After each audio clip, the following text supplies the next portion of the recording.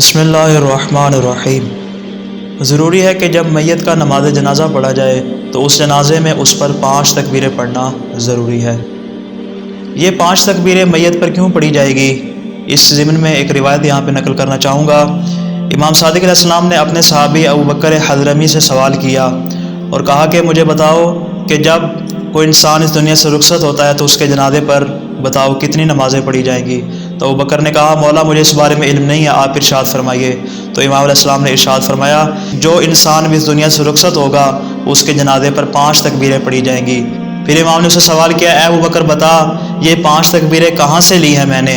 تو ابوبکر نے کہا مجھے اس بارے میں علم نہیں ہے، جبنا رسول اللہ مجھے اس بارے میں بیان فرمائیے۔ تو امام علیہ السلام نے ارشاد فرمایا یہ 5 تکبیریں میں نے روزانہ کی 5 نمازوں سے لی ہیں، اس لیے کہ خدا نے ہر انسان پر 5 فرائض واجب قرار دیے، 5 نمازیں واجب قرار دیے، اور ہر نماز کے بدلے میں میت پر 1 تکبیر کو واجب قرار دے دیا ہے۔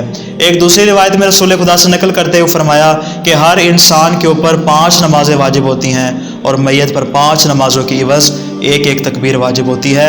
اس بنا پر جو بھی اس دنیا سے رخصت ہوتا ہے حالت ایمان میں اس پر 5 تکبیریں پڑھنا واجب اور ضروری ہے۔ اس بنا پر جو بھی اس دنیا سے رخصت ہوتا ہے حالت ایمان میں اس پر 5 تکبیریں پڑھنا واجب اور ضروری ہے۔